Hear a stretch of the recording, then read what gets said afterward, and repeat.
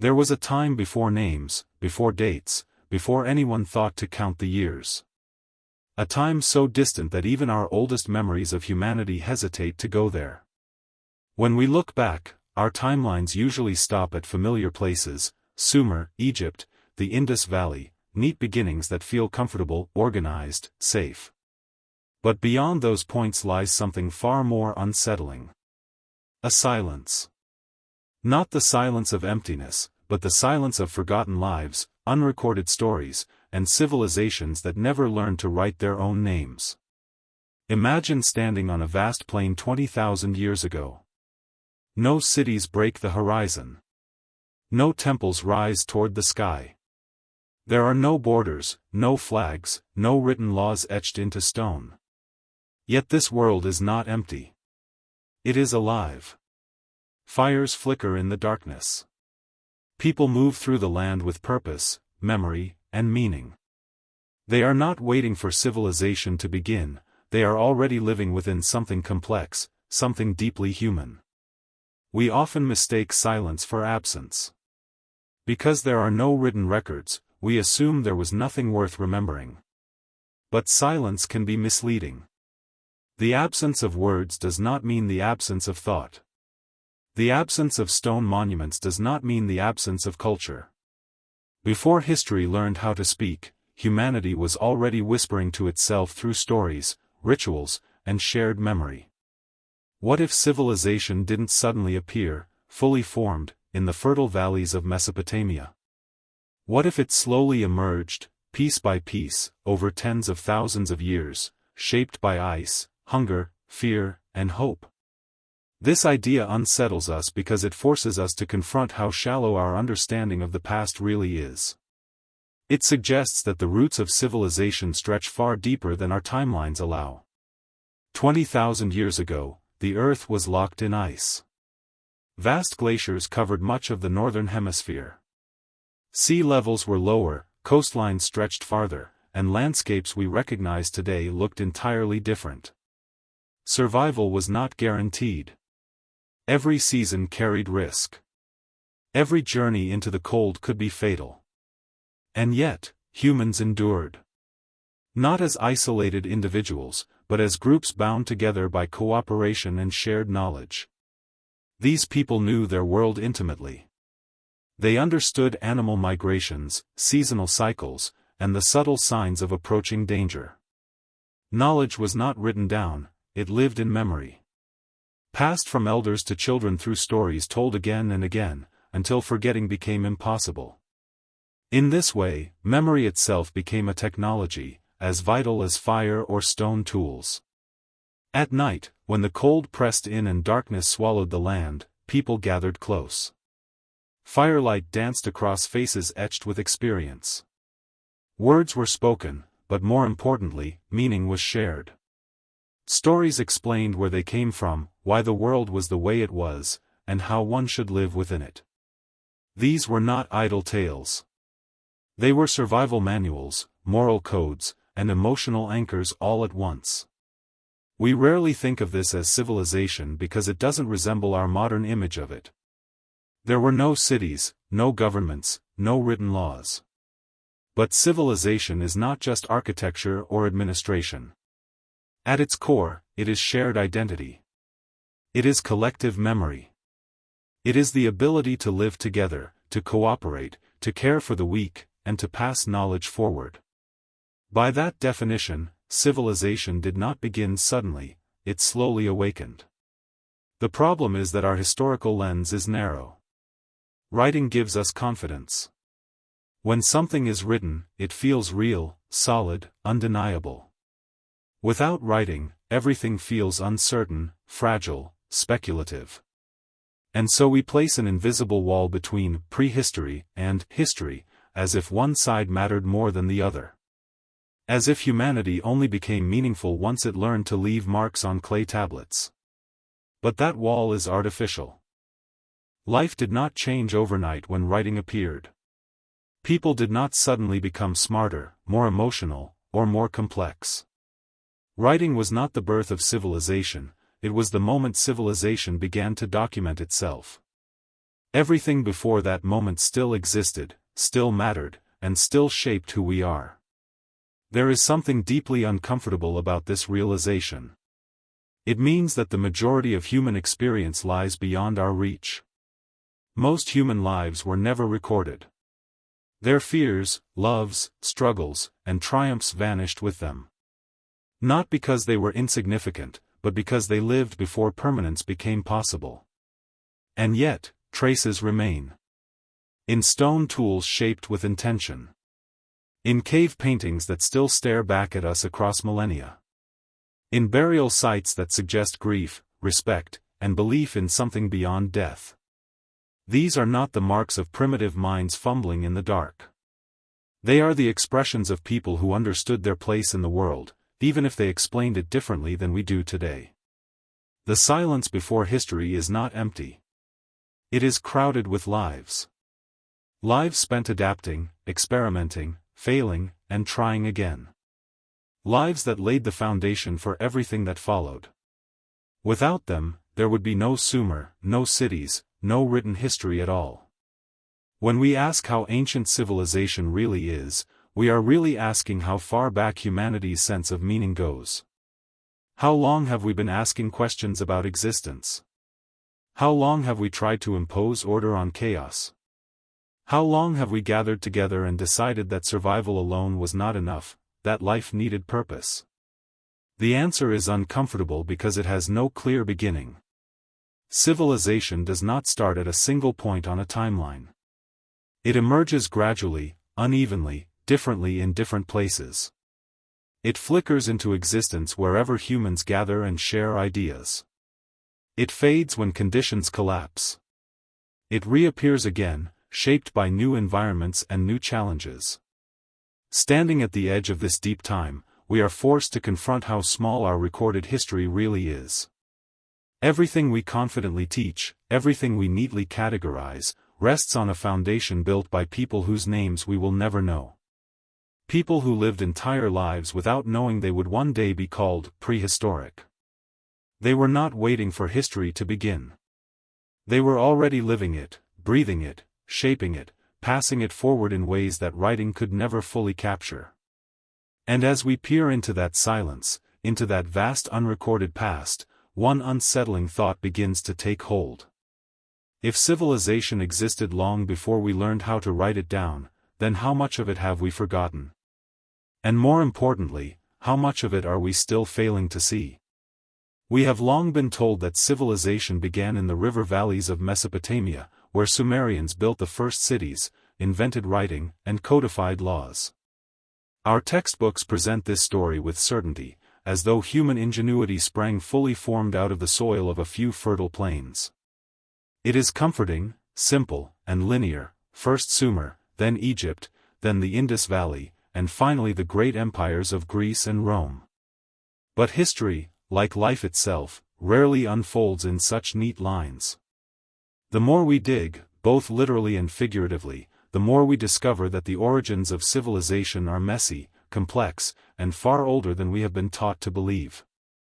The narrative we cling to is not a lie, but a story shaped by convenience, by the survival of evidence, and by cultural biases that favor certain regions over others. It is a narrative that gives us clear beginnings because humans crave beginnings. Beginnings give order to chaos, reassurance in uncertainty, and a sense that we understand the past.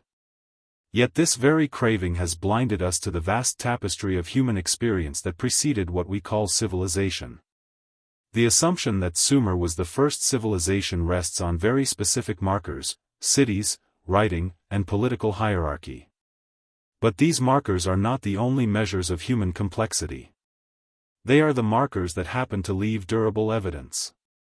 Writing survives on clay tablets and papyrus. Stone temples endure long after thatched huts have rotted. Cities are visible on the ground, while nomadic networks leave only faint traces. Political hierarchies appear in royal tombs, monumental architecture, and administrative records, while egalitarian communities, equally sophisticated, vanish into the soil without a trace. This creates a distorted view, a history weighted toward what survives rather than what actually happened. The problem is not just that we have incomplete evidence, but that we have interpreted what little we do find through a lens of assumption. Archaeology, history, and anthropology have often begun with the premise that certain forms of social complexity are inherently superior, more civilized, or more advanced. A city with walls, a temple, or a codified legal system is labeled civilization, while seasonal camps, communal dwellings, and long-distance trade networks without kings are often dismissed as primitive. This perspective subtly erases entire chapters of human achievement, reducing our understanding of the past to a few sites and a few people who fit neatly into a narrative that seems plausible on paper but is profoundly incomplete in reality. Evidence of complex human activity stretches far beyond the river valleys of the Near East. Sites across Eurasia, Africa, and the Americas reveal communities with permanent structures, ritualized spaces, long-distance trade, and symbolic expression thousands of years before the Sumerian cities arose. Göbekli Tepe in modern-day Turkey, for instance, predates Sumer by some 6,000 years. Massive stone pillars arranged in circular formations, engraved with intricate carvings of animals, show evidence of coordinated labor, religious or symbolic practice, and social organization that we are only beginning to understand. Yet because it predates writing, because it does not fit neatly into the categories we have defined, it has been dismissed for decades as an anomaly. Only recently has it begun to reshape our understanding of human social development. Similarly, other sites suggest that agriculture, urban planning, and complex societies were emerging in multiple places independently, long before the rise of Sumer.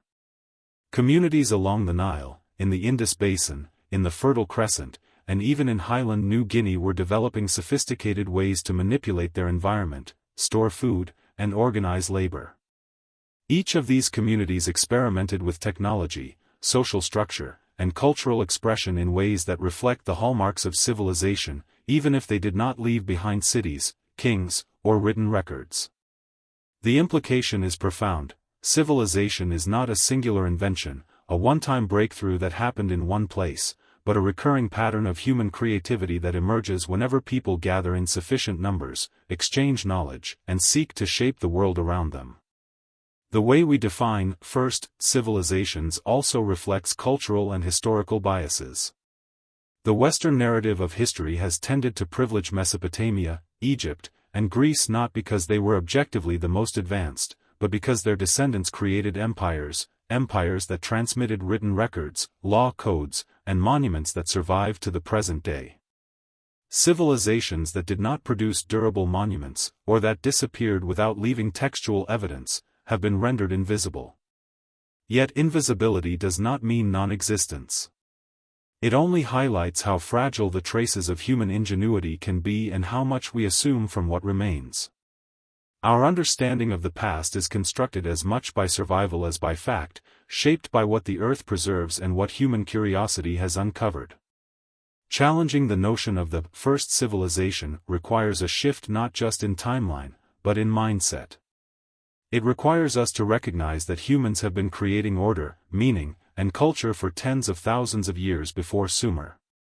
It means acknowledging that art, religion, agriculture, and complex social structures emerged gradually, often unpredictably, in response to environmental pressures, human creativity, and chance. Civilization was not a single event, it was a long, uneven process, with multiple centers, experiments, failures, and successes. Each forgotten settlement, each unrecorded society, contributes to the story of what it means to live collectively, to cooperate, to imagine a future beyond mere survival. This shift in perspective is not merely academic, it changes the way we understand our place in the world. If civilization is older and broader than we have imagined, then human history is not a ladder that begins at Sumer and climbs steadily toward modernity. It is a sprawling network of beginnings and transformations, experiments in living, and attempts to build meaning in an uncertain world. The familiar story of firsts is comforting because it imposes order on this complexity, but it also obscures the vastness of human ingenuity, the creativity of those who lived in silence, and the depth of the past that still whispers to us through stone, bone, and memory. Recognizing this also demands humility. It forces us to confront the gaps in our knowledge, the fragments that will never be recovered, and the countless lives that shaped human experience without leaving a record. It reminds us that history is not just a story told by kings, priests, and scribes. It is a story of collective effort, of ordinary people whose labor, thought, and culture made everything that followed possible. Civilization did not begin with a single event or a single place. It emerged from countless acts of ingenuity, adaptation, and creativity across the globe, long before SUMER ever existed. Ultimately, understanding the myth of the first civilization is about learning to see beyond our assumptions, to question the narratives we take for granted, and to appreciate the complexity of the human journey. It is about listening to the silence that stretches before written history and imagining the lives of those who filled it with meaning, even when they left no written word behind. It is about understanding that history is not a linear story, but a tapestry of experiments, failures, and innovations, woven across continents and millennia, fragile yet persistent, shaping the world we inherit and the stories we continue to tell. This perspective transforms our view of the past. Civilization is no longer a trophy to be won at a particular time and place. It becomes a process, a living continuum, a reflection of humanity itself. Every act of cooperation, every ritual, every artistic expression, every effort to shape the environment, becomes part of that continuum, connecting us with people we will never know and lives we can barely imagine. And in recognizing this, we begin to see that human history, rich, vast, and almost unimaginably deep, is far older, far more complex, and far more extraordinary than we have ever been taught to believe. The Earth 20,000 years ago was a world transformed by ice. Vast sheets of glaciers stretched across the northern continents, grinding down mountains, carving valleys, and shaping landscapes that humans would one day inhabit.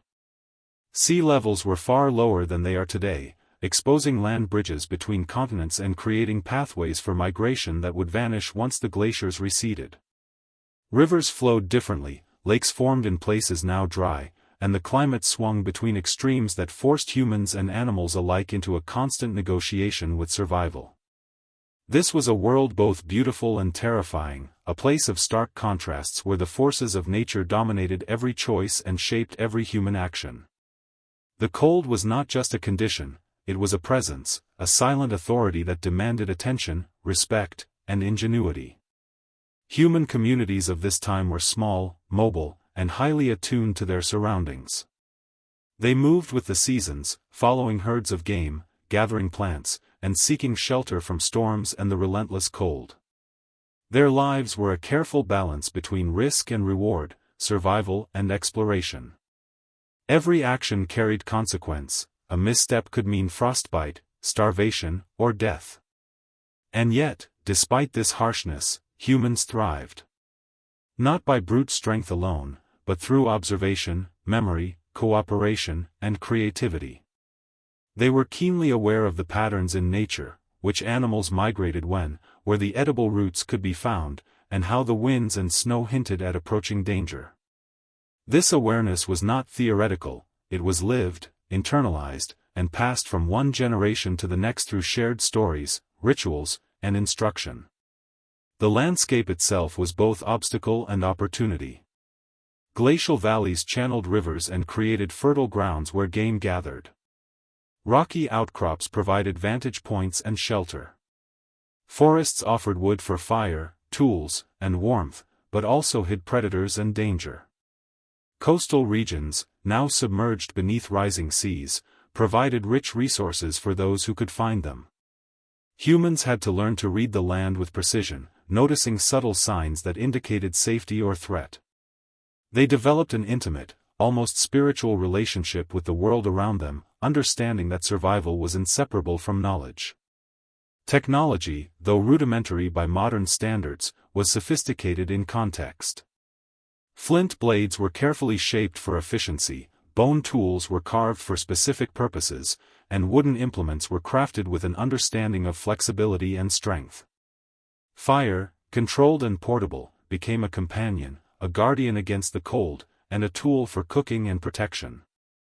Every object carried layers of thought, choices about materials, design, and technique reflected not only practicality but intelligence and foresight. These early humans were engineers, artisans, and strategists, using what the earth offered to transform the environment into a livable space. Social structures were equally complex, though invisible to us now. Cooperation was essential. Hunting large game required coordination and planning, while foraging demanded communication and shared knowledge. Groups had to navigate conflicts, allocate resources, and protect vulnerable members, all without the formal hierarchies or legal systems we associate with later civilization. Leadership, when it appeared, was often fluid, situational, and based on skill rather than inherited status. Communities survived by balancing individual initiative with collective responsibility, by nurturing trust, and by remembering that failure could mean death not just for one, but for all. The psychological world of these humans was rich and layered. Facing constant uncertainty, they developed ways to confront fear, maintain hope, and find meaning. Rituals, ceremonies, and symbolic acts helped them manage the unseen forces they felt but could not control, the cycles of the moon, the migration of animals, the turn of seasons, the unpredictability of weather. Burial practices suggest a consciousness of mortality and perhaps a belief in something beyond the immediate, physical world. The flicker of firelight on the walls of caves was not just illumination but a stage for imagination, reflection, and storytelling. The mind of a human 20,000 years ago, though lacking writing or formal education, was capable of profound creativity, abstract thought, and emotional depth. Movement across the frozen world was both necessary and dangerous. Land bridges, like the one connecting Siberia and Alaska, allowed humans to cross continents, spreading populations and ideas. These migrations were not haphazard, they required knowledge of terrain, seasonal patterns, and survival techniques. Groups carried with them tools, traditions, and memories, forming a network of human presence that spanned thousands of kilometers. Every journey was a calculated gamble, a negotiation with climate, predators, and scarcity. Yet it was also an opportunity, a chance to explore new lands, encounter different resources, and expand the collective understanding of the world. The relationship between humans and animals was central to survival. They were not merely prey or companions, but part of a dynamic ecosystem that shaped human behavior. Observing, tracking, and predicting animal movements required patience and intelligence. Hunting was a blend of strategy, endurance, and timing, and success meant not only sustenance but social cohesion. The animals themselves became part of cultural expression, symbols in art, elements of ritual, and markers of seasonal change. Humans were learning to read the natural world, to anticipate its rhythms, and to shape their own actions accordingly. Every day carried a mixture of monotony and crisis. Gathering food, maintaining shelter, and tending fires were routine, yet the environment always held surprises. Sudden storms, avalanches, or encounters with predators reminded humans of their fragility. Yet within this tension between stability and danger, life thrived. Communities bonded through shared labor, storytelling, and care for one another. The cold and the ice were never just obstacles, they were teachers, demanding ingenuity, patience, and resilience. The art and symbolic behavior of this time reveal the emotional landscape of humans living on the edge of survival. Carvings in bone, engravings on stone, and paintings in caves were more than decoration, they were a way of making sense of existence, of asserting presence in a vast and indifferent world. These acts suggest introspection, memory, and communication across generations. A painted animal was not simply an image, but a statement of understanding, respect, and engagement with the world. Humans were already seeking meaning, crafting identity, and negotiating the tension between mortality and continuity. Even in the face of relentless cold, scarcity, and uncertainty, humans demonstrated remarkable adaptability. They experimented with tools, techniques, and strategies to exploit their environment. They learned to preserve food, construct shelters, and anticipate seasonal changes. They organized hunts, coordinated migrations, and maintain social cohesion under extreme pressure. Survival required not only physical skill but emotional intelligence, the ability to cooperate, empathize, and teach. The environment was harsh, but humans were resilient, shaping and being shaped by the ice-covered world they inhabited. The world of 20,000 years ago was thus a stage for human ingenuity and endurance. It was not barren or static, it was alive with challenges and possibilities, a canvas on which early humans painted the first strokes of civilization without knowing it. Each action, each choice, each story shared around the fire contributed to a foundation that would, tens of thousands of years later, support the rise of cities, writing, and complex societies. The glaciers would eventually recede, coastlines would shift, and climates would change, but the lessons learned during these frozen epochs, adaptability, cooperation, observation, and creativity, became the enduring legacy of humanity. Looking back across this deep time, one can see that the last glacial maximum was not a barrier to human progress but a crucible in which human intelligence and social cohesion were refined. It was a period of pressure and constraint that demanded solutions, innovation, and foresight. Those who survived left traces that are faint, fragmentary, and often silent, yet they carry an undeniable testimony. Humans have always been capable of extraordinary resilience, imagination, and complexity. The ice may have dominated the landscape, but it never dominated the human spirit. In understanding this period, we begin to see civilization not as a sudden invention of cities and writing, but as a slow, unfolding story of human adaptation, ingenuity, and emotional depth. The harshness of the Ice Age was not an obstacle to human development, it was the environment in which the earliest forms of long-term planning, cooperative strategy, and symbolic thought were forged. The survival of these communities, in harmony and tension with the frozen world, lays the foundation for all that follows, reminding us that the story of civilization begins long before the first brick is laid or the first tablet is inscribed. Long before cities rose from fertile plains and kings claimed authority over vast territories, humans were already fully human in every meaningful sense. Their minds, capable of imagination, reasoning, and reflection, had reached a sophistication that many assume was reserved for the later stages of civilization. Yet we often underestimate the cognitive complexity of these early humans because they left no written records. The measure of intelligence, of creativity, or of self-awareness is too often defined by what survives rather than by what once existed. Tools, bones, and caves are fragments, but within these fragments lie clues to a rich inner life, an awareness of mortality, an ability to plan, and the capacity for abstract thought that would eventually seed every aspect of culture and society. Even tens of thousands of years ago, humans could think in layers of abstraction. They could imagine what they could not yet see, understand relationships across space and time, and plan for outcomes that extended beyond immediate survival. A hunter tracking a herd of reindeer through snow is not simply reacting, he is predicting movement patterns, remembering past observations, interpreting environmental signs, and calculating risk. Such thought processes reflect not just survival instinct but a mind capable of conceptualizing cause and effect, of modeling the world, and of anticipating future events. This capacity for foresight was crucial, not only for survival but for the development of culture, technology, and eventually, civilization itself. Memory played a central role in shaping these minds. Without writing, knowledge had to be stored in human brains, reinforced through repetition, story, and ritual. Elders carried collective wisdom, teaching younger members through demonstration, narrative, and hands-on experience. Each generation added to this repository of knowledge, gradually refining techniques for hunting, toolmaking, navigation, and social organization. Memory became a living technology, a framework for maintaining continuity across time. Forgetting could be deadly, not just for an individual but for the entire community. In this way, thought and memory were inseparable from survival, creativity, and culture. Symbolic thinking emerged as one of the most profound markers of these early human minds.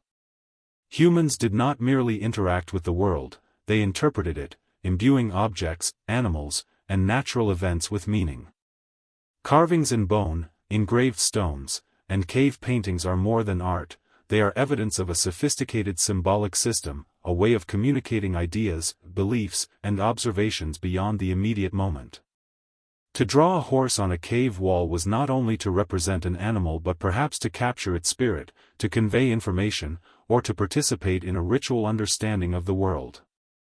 Symbolic thinking allowed humans to transcend the immediate, to imagine worlds beyond what they could see, and to lay the groundwork for shared culture, religion, and language. Language itself, though unrecorded, was likely rich and nuanced. Communication extended far beyond simple commands or cries of alarm. Humans could describe, hypothesize, question, and instruct. Language allowed for the sharing of abstract ideas, the transmission of complex knowledge, and the coordination of cooperative efforts. It enabled storytelling, the foundation of culture, and the creation of meaning. Through spoken words, humans were already building networks of knowledge and understanding that would support every later form of social complexity, long before cities or written records emerged. The mind of these early humans was also deeply emotional, capable of empathy, grief, and joy. Burial sites suggest not only practical disposal of the dead but reflection, remembrance, and perhaps ritualized mourning. Objects placed with the deceased indicate a belief in continuity, in connection beyond immediate life. Humans were aware of mortality, capable of reflecting on their place in the cosmos, and motivated to create meaning in the face of impermanence. This awareness was not abstract philosophy but a lived reality, shaping behavior, social norms, and cultural expression. Imagination, foresight, and symbolic thought also fueled technological innovation. Tools were not merely functional, their design reflected creativity, experimentation, and refinement. Flint blades were carefully shaped for specific tasks, and composite tools combined multiple materials to achieve greater efficiency. Early humans were engineers, understanding material properties and the principles of leverage, force, and durability. Each innovation required observation, trial, and abstraction, the ability to conceptualize a problem and envision a solution not yet realized. Such intellectual capacity laid the foundation for every later technological advance, from agriculture to metallurgy to architecture. These minds were also capable of reflection and metacognition, the ability to think about thinking. Humans could plan, anticipate consequences, evaluate risks, and learn from mistakes.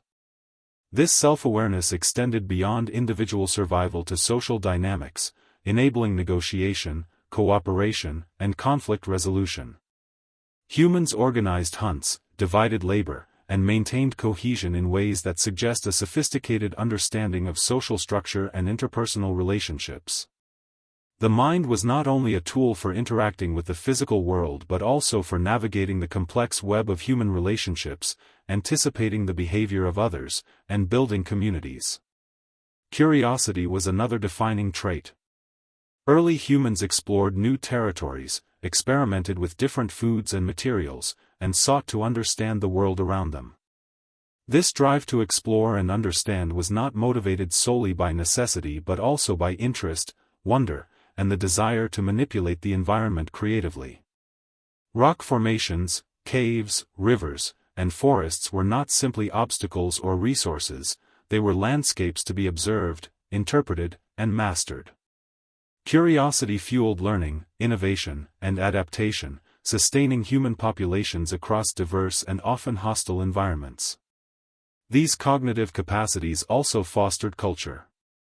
Rituals, shared symbols, and collective memory emerged from the ability to imagine, communicate, and plan. Humans created networks of knowledge and practice that extended across generations, ensuring continuity of skills, beliefs, and values. Culture was not imposed from above but emerged organically from the minds, interactions, and choices of countless individuals, each contributing to a shared framework of understanding. Even without writing, humans could maintain complex social systems, express identity, and navigate moral and ethical landscapes. Ultimately, the minds of these early humans were as complex and capable as our own, though expressed in different forms. They remind us that intelligence is not measured solely by what survives in writing or architecture but by the richness of thought, creativity, and emotional depth. Civilization, as we conventionally define it, may appear later in history, but the seeds were planted in these minds, in the memory, imagination, and social intelligence of people living long before the first cities arose. Recognizing this challenges our assumptions about human progress and superiority. It forces us to acknowledge that our ancestors were not primitive, that they did not live in a simple, instinct-driven existence, and that they were capable of abstract thought, emotional depth, and creative expression equal to our own. They faced uncertainty, danger, and mortality, yet built knowledge, culture, and memory with sophistication that is astonishing by any standard. Civilization, in its deepest sense, was not an invention of Sumer or Egypt. It was an ongoing process, a reflection of the human mind's capacity to imagine, to plan, and to create meaning in the world. Looking back through the lens of 20,000 years, one can see that these early humans laid the cognitive and cultural foundations for all that followed. Their intelligence, creativity, and symbolic thought ripple forward through time, shaping societies, technologies, and philosophies long after their names have been forgotten. They were the architects of the invisible structures of civilization, the thought, memory, and imagination that would one day support the rise of cities, laws, writing, and art. The human mind, even in the absence of recorded history, had already begun the long journey toward understanding, shaping, and transcending the world it inhabited. Long before stone walls marked cities and monuments proclaimed power, humans gathered around fire. Fire was more than warmth or light, it was a center of social life, a crucible for imagination, a stage upon which the earliest forms of culture and society played out. In the flickering glow, humans shared stories, conveyed knowledge, and created bonds that would sustain them through the harshest environments. There were no written words, no official histories, yet these nights around the flames were rich with communication, memory, and meaning.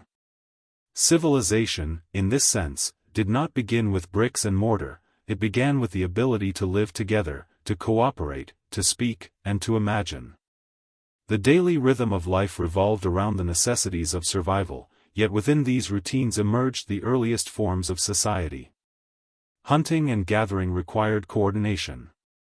Knowledge of animal behavior, seasonal cycles, and the availability of edible plants had to be passed along, carefully preserved, and shared. This exchange of knowledge was not transactional, it was relational. Those who could teach, who could remember and interpret the landscape, gained respect, authority, and influence within the group. Yet influence was never absolute, it depended on trust, on reciprocity, and on the understanding that survival was a collective endeavor. The fire was the heart of this relational web, a place where practical knowledge intertwined with stories, songs, and laughter. Storytelling, in particular, was transformative. Around the fire, humans recounted hunts, remembered dangers, and imagined worlds beyond their immediate experience. They did not just describe what they saw, they interpreted it, imbuing the natural world with meaning, intention, and spirit. A successful hunt became a story not only of skill but of courage, cooperation, and ingenuity. Seasons and weather patterns were narrated as part of a shared understanding of the environment. Through these stories, humans created a mental map of the world, embedding knowledge in narrative form so that it could be remembered, shared, and applied.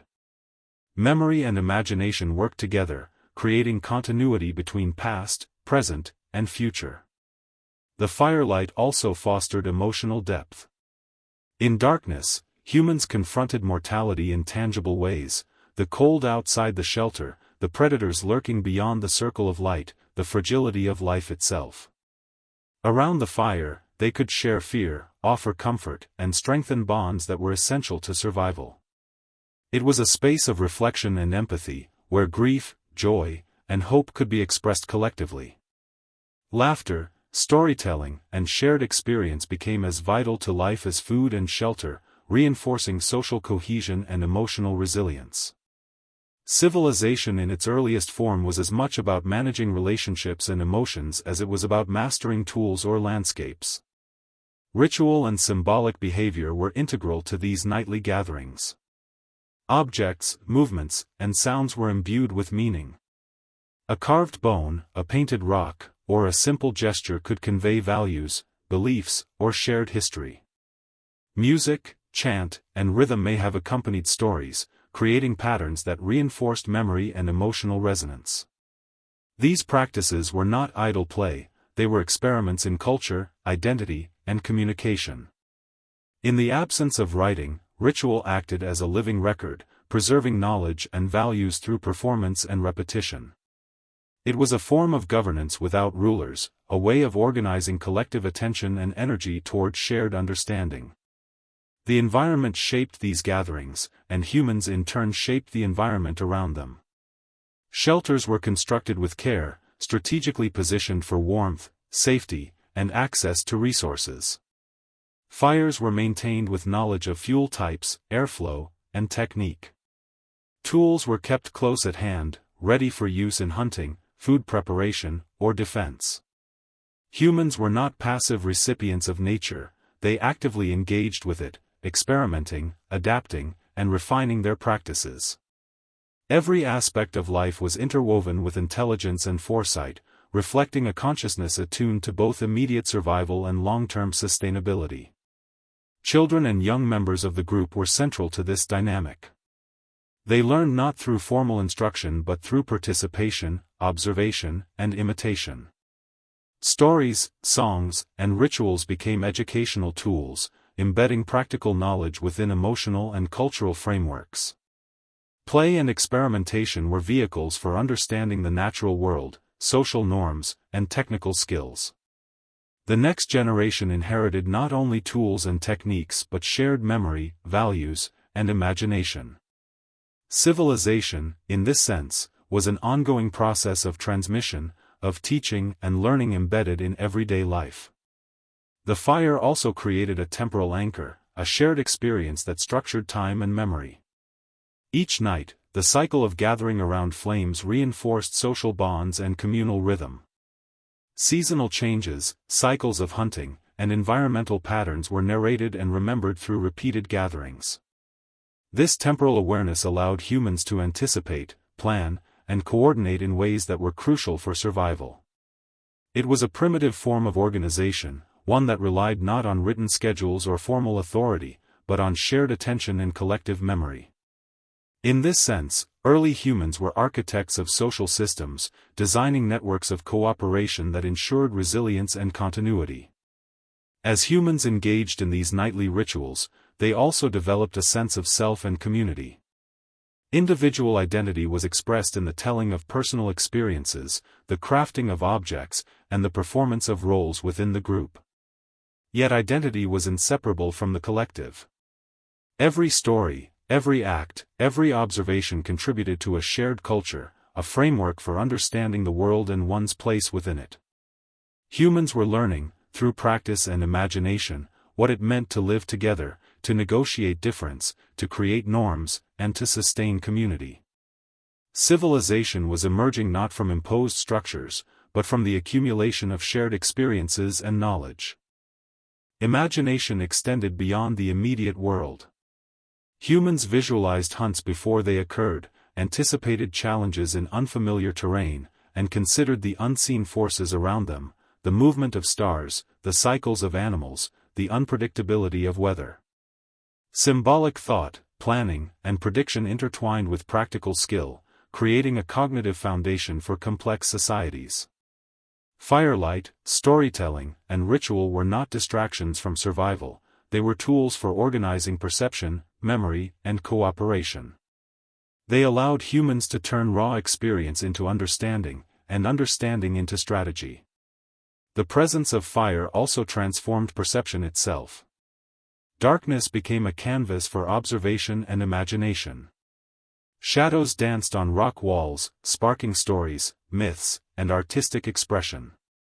Humans could see, in the flicker of flames, reflections of themselves and the natural world, exploring the boundary between reality and symbol, action and meaning. These moments were laboratories of thought, emotion, and culture, where humans could rehearse ideas, test social norms, and reflect on mortality, ethics, and identity. Every flicker of light carried knowledge, every shared story reinforced community, and every ritualized act strengthened the ties that made life possible in a world that offered no guarantees. Through these gatherings, humans developed the foundation of what we now call culture, a system of shared knowledge, values, and practices that transcended individual lives. They discovered the power of cooperation, the importance of memory, and the necessity of imagination. Civilization, in its truest sense, was born not in grand structures or written decrees, but in these intimate, shared human experiences, moments of connection, reflection, and creativity around a simple, flickering fire. It was here, in these early hearths, that humans first learned to live together, to create meaning, and to shape the world in ways that would resonate for tens of thousands of years. Even as the ice pressed down on distant lands, and survival demanded constant vigilance, these nightly rituals allowed humans to imagine possibilities beyond immediate existence. They practiced empathy, cultivated foresight, and experimented with social organization, all while maintaining the fragile balance of life in a harsh environment. The fire became both a literal and metaphorical center, a place where the human spirit could shine against the darkness, where knowledge was preserved and transmitted, and where the earliest forms of civilization quietly took shape. It is from these fires, these gatherings, that every future innovation, city, and society would eventually emerge, carrying forward the invisible structures of cooperation, memory, and imagination that define humanity itself. Long before cities rose, long before kings claimed authority, humans began to express themselves in ways that transcended mere survival. Cave walls, carved bones, and painted stones reveal a world alive with imagination, ritual, and meaning. These early forms of artistic expression were not decorative, they were deeply purposeful, communicating ideas, beliefs, and experiences across time and space. To look at a Paleolithic cave painting is to confront the mind of someone who lived tens of thousands of years ago, a mind capable of abstraction, symbolism, and reflection. Art was a language before language itself, a bridge between the tangible and the imagined, between the physical world and the inner life of early humans. The earliest humans did not need to create art to survive in the immediate sense, yet they did. This choice itself speaks volumes about their cognitive and emotional complexity. Humans had already mastered fire, stone, and tools, and yet they felt compelled to create symbols, to leave marks that communicated meaning beyond the present moment. These marks were more than visual, they were repositories of memory, belief, and social cohesion. A painted bison on a cave wall was not merely an image, it was a statement, a ritual act, perhaps even a prayer. It connected humans to the animals they depended on, the seasons they followed, and the unseen forces they imagined. Through art, they were interpreting the world, imposing order on chaos, and asserting a presence in a vast and often indifferent landscape. The placement of images in deep, often hard-to-reach areas of caves suggests deliberate intention. These were not casual doodles, they were carefully chosen locations, illuminated by flickering firelight, where the interplay of shadow and form created a sense of movement and life. The act of creating these images required foresight, planning, and coordination. It involved not just artistic skill, but social cooperation, as groups may have gathered to participate in rituals or ceremonies surrounding the art.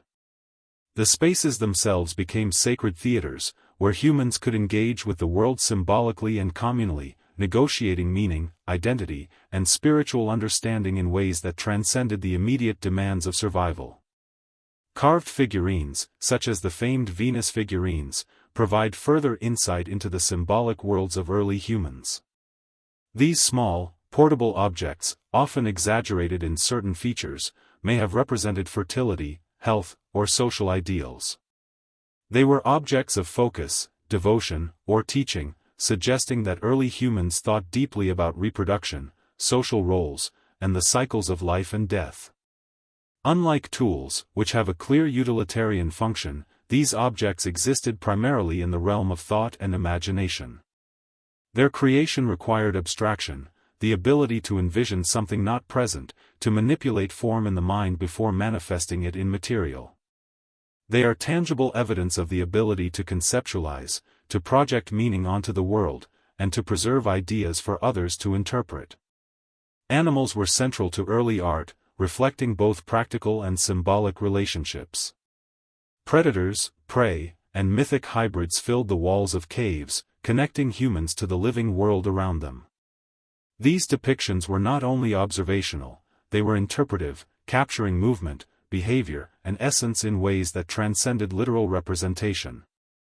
Humans were engaging with their environment cognitively, emotionally, and spiritually, using art to explore relationships between themselves and other creatures. The act of representing animals may have served practical purposes, such as teaching hunting strategies or tracking behavior, but it also suggests a deeper awareness, a recognition of interdependence, and perhaps even reverence for the life forces they observed. Color, texture, and technique reveal another layer of sophistication.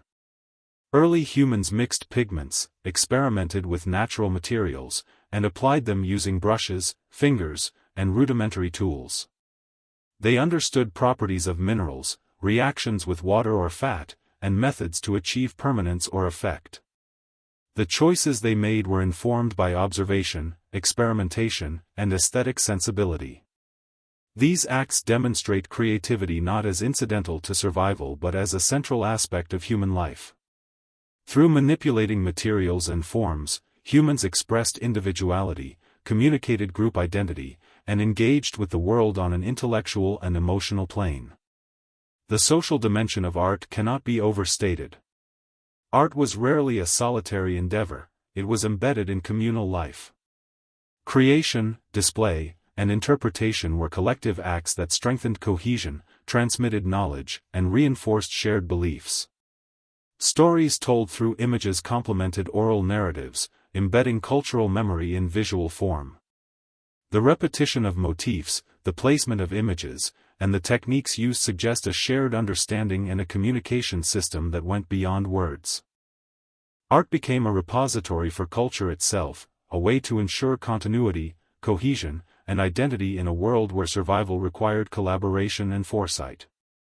Art also served as a medium for exploring existential questions. Humans confronted mortality, the cycles of nature, and forces beyond their control through symbolic expression. Depictions of animals, abstract forms, and ritualized objects may have been a way of negotiating fear, asserting control, or imagining continuity beyond life. Humans were capable of reflection on their place in the universe, of grappling with uncertainty, and of creating meaning in the face of impermanence. Art was a mirror, reflecting both the external world and the inner life, bridging the gap between observation and contemplation. Beyond caves and figurines, ephemeral artistic expressions, body decoration, feather arrangements, and ritual performance, likely played a crucial role in early human culture. These forms did not survive in the archaeological record, but their existence can be inferred from parallels with ethnographic studies of hunter-gatherer societies. They suggest that humans were engaging with aesthetics, identity, and community in dynamic, multisensory ways. Art was not an isolated activity, it permeated daily life, ritual, and social interaction, reinforcing memory, cohesion, and imagination. The emergence of art signals more than creativity, it signals cognitive transformation. Humans were capable of abstraction, of conceptualizing things beyond immediate perception. They could manipulate symbols, encode ideas, and communicate meaning across space and time. These capacities underpin every later development in human culture, from religion and philosophy to literature and science. The roots of civilization are entwined with these acts of symbolic thinking, demonstrating that humanity's first innovations were cognitive and cultural long before they were technological or architectural.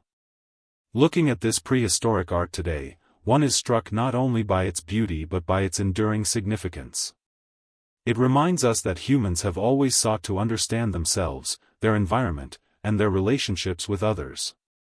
It shows that even in the harshest circumstances, creativity flourished, imagination thrived, and humans found ways to express both practical knowledge and emotional depth.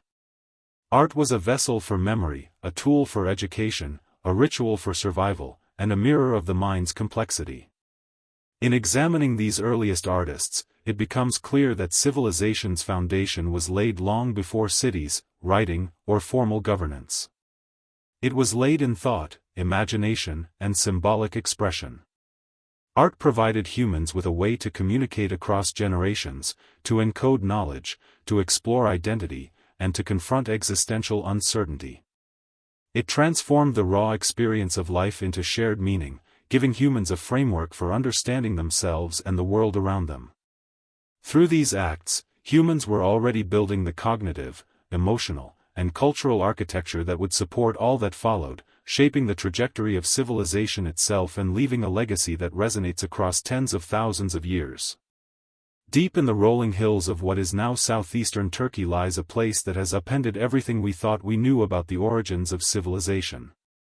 For decades, archaeologists assumed that organized society, monumental architecture, and complex ritualistic behavior emerged only after humans had settled into agriculture, yet Göbekli Tepe challenges that narrative entirely.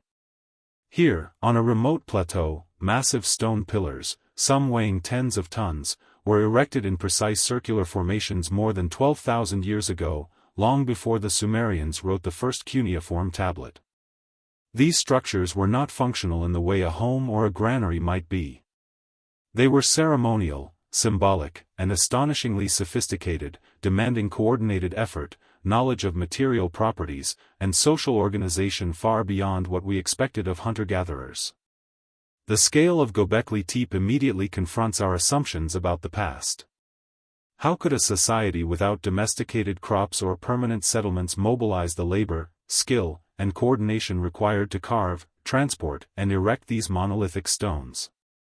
Some pillars stretch nearly 7 meters in height, intricately carved with depictions of animals, snakes, boars, birds, and scorpions, each rendered with attention to movement and detail.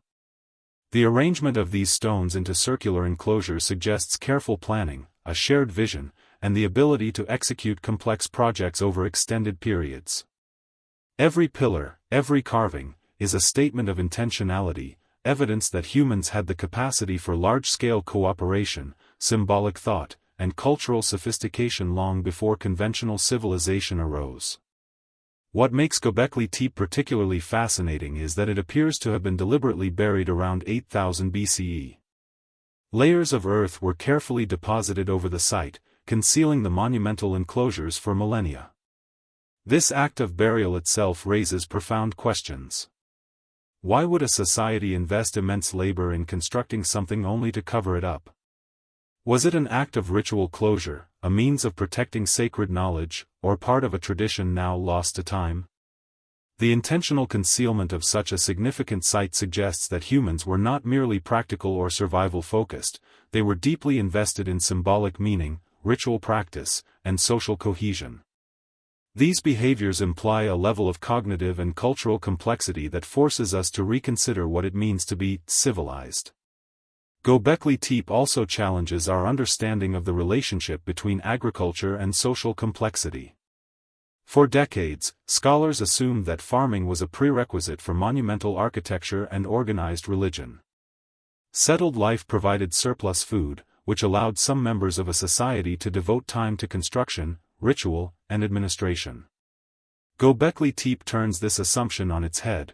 The builders were primarily hunter-gatherers, yet they created a site that required sustained cooperation, planning, and resource allocation. This suggests that complex social structures, ritualized behavior, and symbolic culture may have emerged independently of agriculture, and that these cultural innovations may have, in fact, encouraged the eventual development of farming. Monumental ritual, rather than economic necessity alone, could have been the catalyst for societal transformation. The carvings themselves are a window into the symbolic world of these early humans. Predatory animals, serpents, and abstract forms dominate the stone surfaces, reflecting a consciousness attuned to danger, power, and meaning. These images are not decorative, they are encoded with information, belief, and collective imagination. Their repetition across pillars and enclosures indicates shared motifs and cultural norms, suggesting that Göbekli Tepe was more than a series of isolated acts. It was a center of cultural expression, a place where ideas, rituals, and social identities were enacted and reinforced. The animal figures may have functioned as totems, symbols of clans, or representations of cosmological beliefs, illustrating the deep cognitive and emotional capacities of the builders. Coordinating such a project required more than artistry, it demanded social intelligence.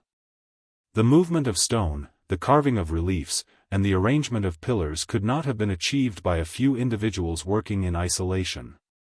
This was a collective endeavor, reliant on communication, cooperation, and possibly hierarchical organization. Tasks would have been distributed, roles assigned, and knowledge shared. Even without written records, the builders managed logistics, timelines, and precision in a way that speaks to a sophisticated understanding of human organization. Göbekli Tepe thus becomes a testament not only to creative and symbolic thought but to the emergence of social structures capable of sustaining monumental projects. The very existence of Göbekli Tepe forces a re-evaluation of the linear narrative of human development. For centuries, we have imagined prehistory as a progression. Humans lived as hunter-gatherers, then learned to farm, then built villages, then cities, then states. Göbekli Tepe demonstrates that complexity does not follow a single trajectory. Monumental architecture, ritual sophistication, and social coordination existed alongside foraging. Human culture was adaptive, experimental, and often non-linear. The site acts as a time capsule, showing us that the seeds of civilization, cooperation, symbolic thought, and collective action existed long before the structures we traditionally associate with history appeared. The discovery of Göbekli Tepe also carries philosophical implications. It challenges assumptions about intelligence, progress, and the origins of human creativity. If hunter-gatherers could conceive and execute such an ambitious project, then the foundations of culture, society, and meaning lie not in technology or agriculture alone, but in the human mind's capacity for imagination, foresight, and shared purpose. Monumental ritual predates urban planning, religious hierarchy, and codified law. Civilization, we begin to see, is less about bricks and writing and more about the ability to coordinate, symbolize, and create collective significance.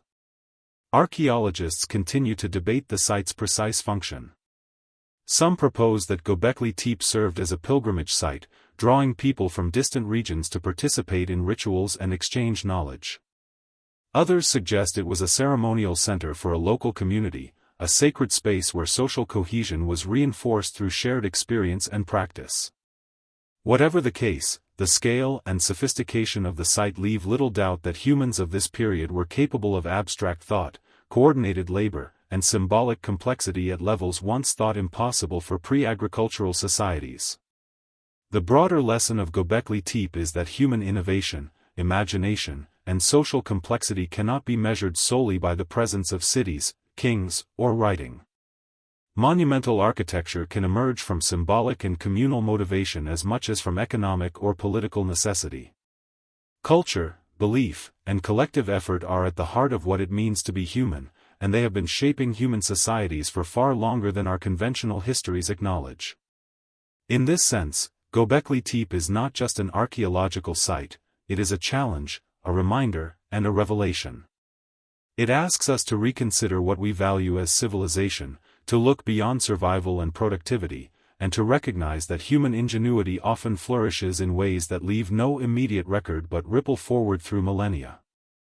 Standing before the massive carved pillars, one can almost feel the presence of those who built them, imagining hands hewing stone with care, voices coordinating effort, and minds attuned to meaning beyond immediate necessity.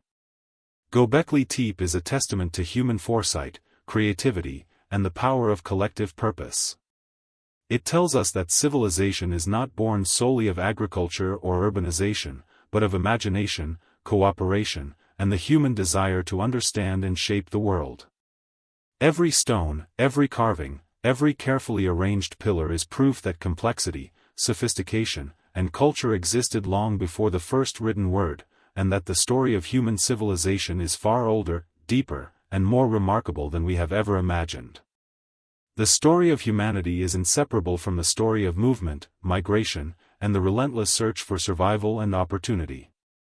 Long before written maps existed, humans navigated landscapes that were at once familiar and treacherous, crossing mountains, rivers, and glaciers with knowledge gained through observation, memory, and trial.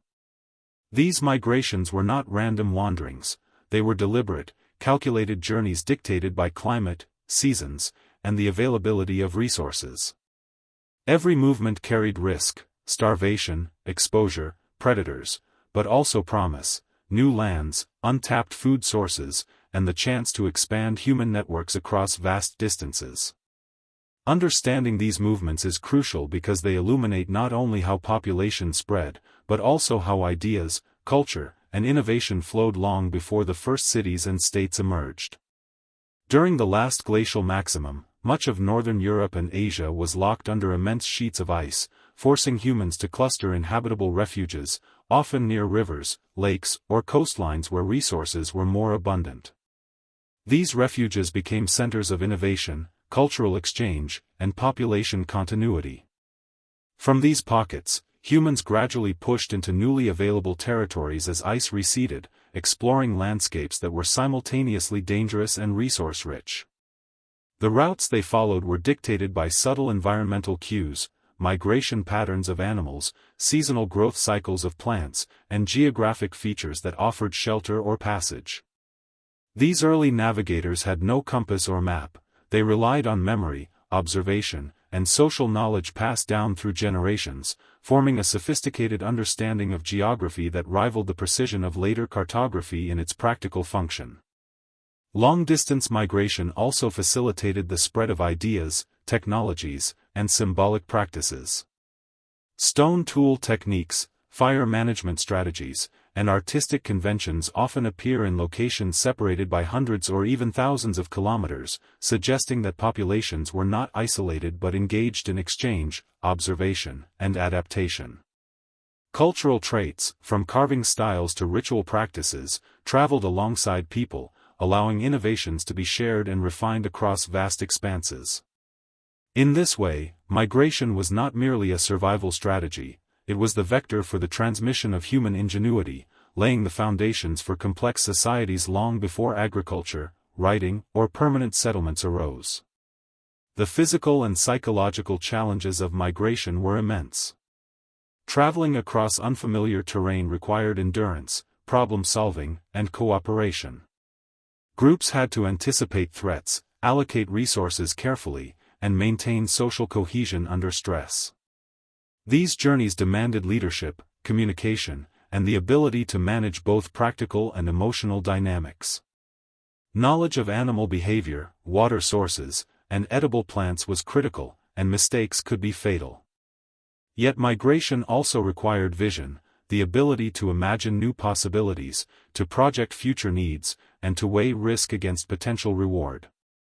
These capacities reflect advanced cognition, social intelligence, and emotional resilience, qualities that underpinned every later step toward civilization. Environmental change was a constant driver of movement. Ice ages, shifting rivers, and rising or falling sea levels forced humans to adapt continuously. The flooding of coastal plains, for instance, created opportunities for maritime innovation and new settlement patterns, while retreating glaciers opened previously inaccessible territories. Humans responded with creativity, constructing temporary shelters, developing new tools, and devising strategies for hunting unfamiliar species. This adaptability highlights a crucial aspect of human survival, the capacity not merely to endure change, but to anticipate, exploit, and even manipulate environmental conditions. Migration, therefore, was not reactive, it was proactive, a means of shaping human destiny in a world defined by uncertainty. Evidence of these migrations is etched into both the landscape and the archaeological record. Hearths, tool caches, and campsites mark the paths humans took, while the distribution of certain cultural artifacts, like blade types or ornaments, traces networks of connection and influence. Genetic studies reveal the movement of populations, showing how humans dispersed across continents, interbred, and carried both biological and cultural legacies with them. Each migration left subtle imprints, creating a web of relationships, knowledge, and adaptation that extends across millennia. The story of movement is, in essence, the story of how humanity colonized the planet, learned from it, and began to shape it in turn. Migration also had profound social implications. As groups encountered new environments or other populations, they negotiated cooperation, conflict, and exchange. Trade, intermarriage, and cultural borrowing became mechanisms for survival and enrichment. Knowledge of distant landscapes, resources, and technologies became a valued commodity, strengthening social bonds and enabling collective planning. Human societies were already demonstrating the hallmarks of complex networks: communication, coordination, and reciprocity. These networks, built over countless journeys and encounters, formed the invisible infrastructure of civilization, long before cities or formal governments existed. The psychological dimensions of migration were equally significant. Leaving familiar territory, even when driven by necessity, required courage, foresight, and emotional resilience. Humans had to confront uncertainty, loss, and the unknown while maintaining trust and cohesion within their groups. These experiences reinforced social bonds, nurtured collective memory, and honed problem-solving skills. Storytelling likely played a critical role, encoding lessons learned during journeys, warning of dangers, and preserving strategies for navigation and survival. Memory, imagination, and communication were as vital to these migrations as physical endurance, creating a cognitive map as rich and dynamic as any physical one. Migration was also deeply tied to identity and cultural continuity. Even as groups moved, they carried traditions, rituals, and symbolic practices that anchored them to shared histories and beliefs. Objects, art, and ceremonial behaviors traveled alongside people, maintaining cultural coherence across distance. This continuity ensured that social knowledge, values, and technical skill persisted, even in the face of environmental disruption.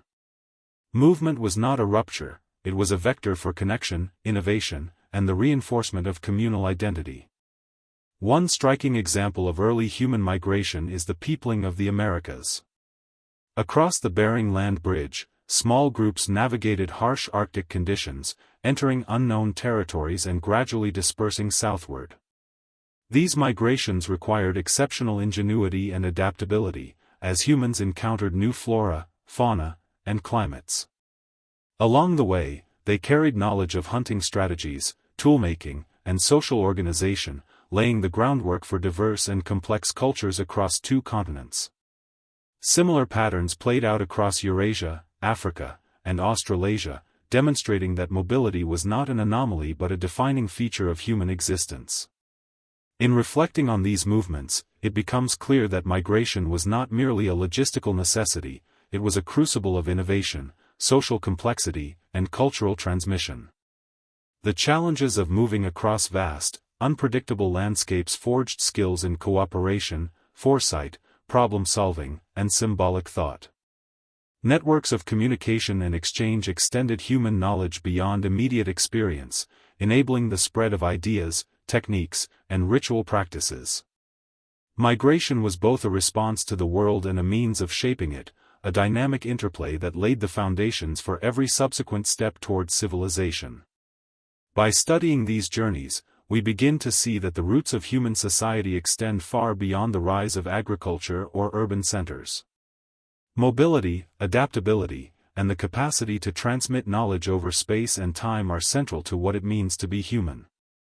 Early migrations reveal a world in which humans were already complex, cooperative, imaginative, and capable of shaping both their environment and their social structures. The story of movement is, in essence, the story of human ingenuity, the unfolding of civilization in its earliest, most fluid form.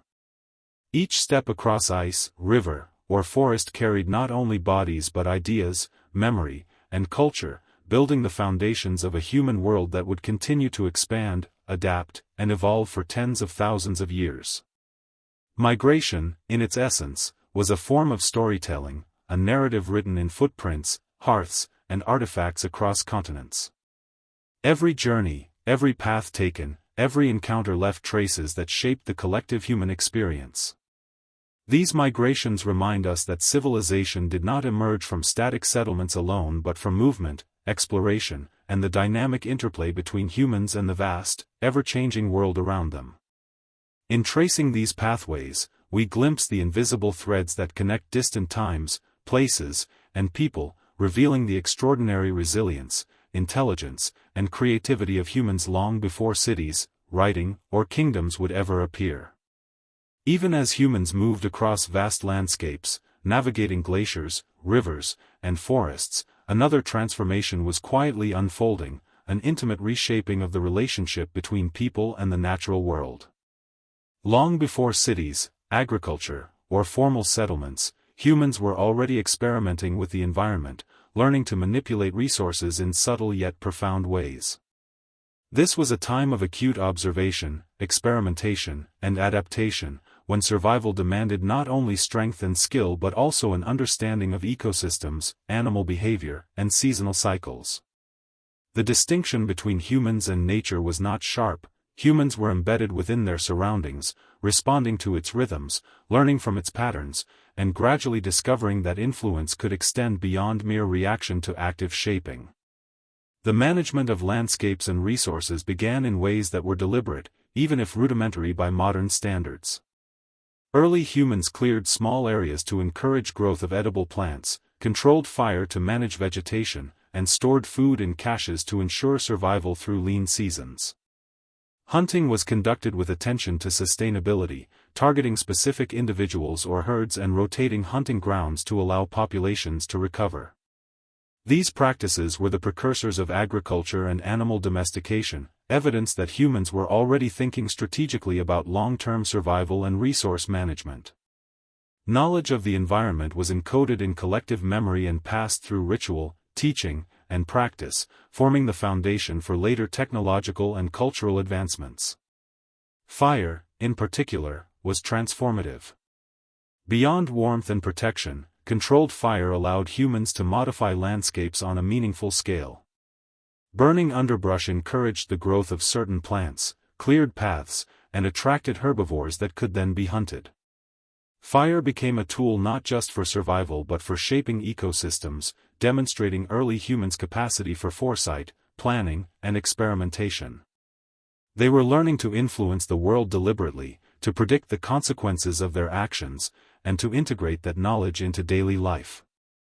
This was ecological intelligence, a cognitive skill that would underpin agriculture, settlement, and eventually the rise of cities.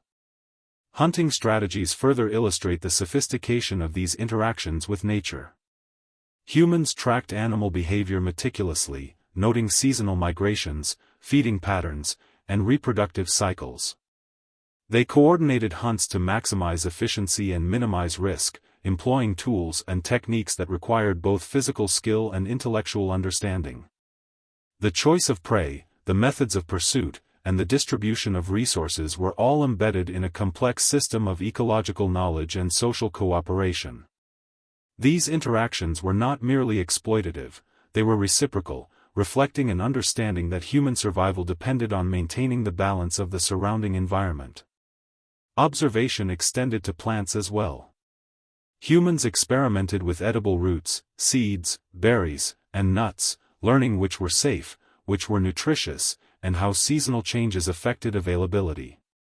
Over generations, these experiments accumulated into practical knowledge, forming a repository that would eventually support the first domesticated crops. What may seem like simple foraging was in fact a disciplined, systematic engagement with the environment.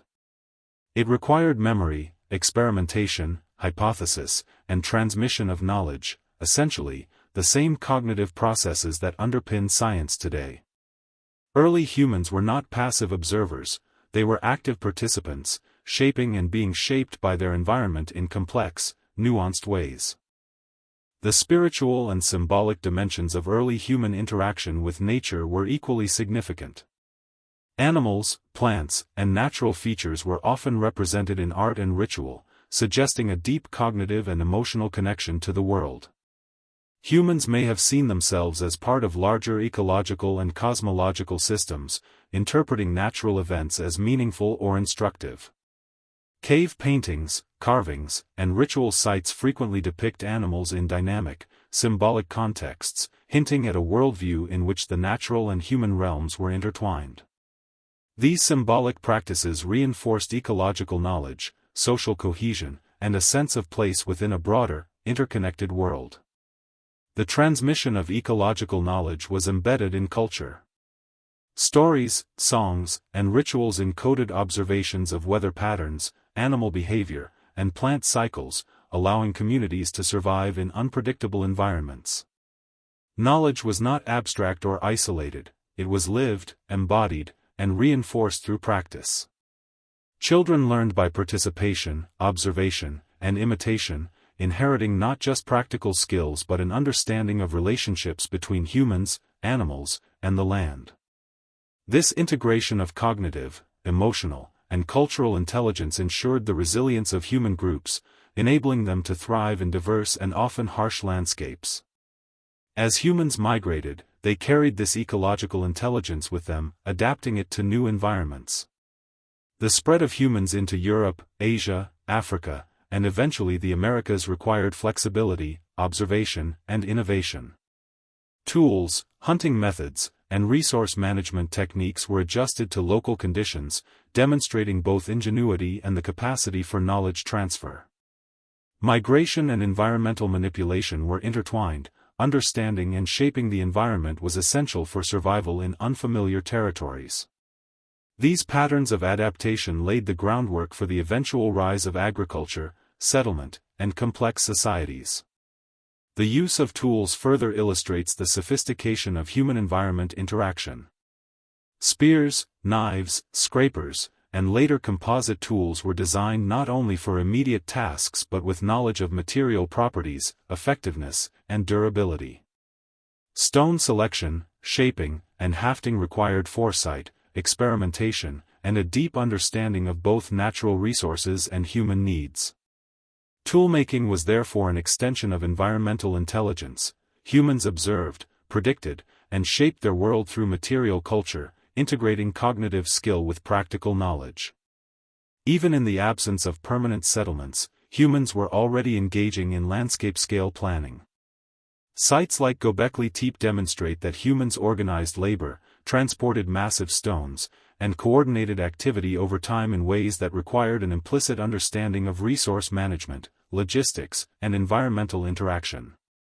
These projects were not utilitarian in the conventional sense, they were ceremonial and symbolic, yet they depended on ecological knowledge, social coordination, and planning.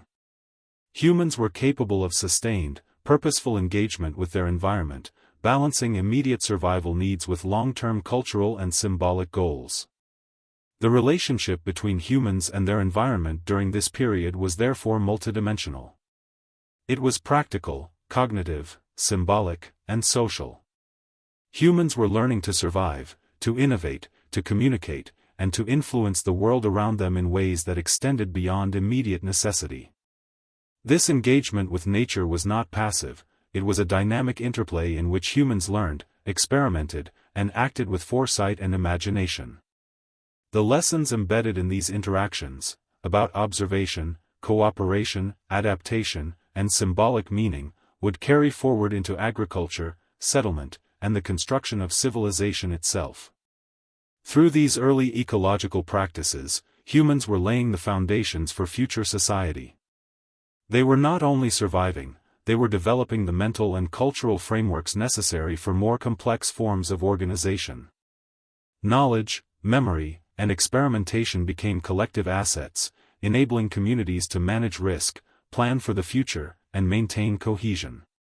Early humans were architects of resilience, shaping both their physical environment and the social structures that allowed survival, creativity, and cultural continuity.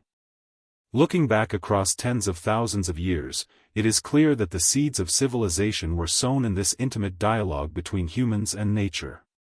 The careful observation of ecosystems, the strategic management of resources, the symbolic interpretation of animals and plants, and the transmission of knowledge all reveal a level of intelligence, creativity, and foresight that is astonishing. These practices demonstrate that long before cities or written records, humans were already shaping the world in ways that reflected cognitive sophistication, social complexity, and cultural depth. They were creating the conditions for civilization not through sudden invention, but through persistent engagement, adaptation, and imagination. By studying these early interactions with the environment, we understand that civilization is not merely a product of technology or agriculture. It is a process that begins with the mind, culture, and social intelligence of humans deeply attuned to the world around them. The forests, rivers, and plains were both teachers and partners in this process, offering challenges, opportunities, and knowledge that humans absorbed, interpreted, and acted upon.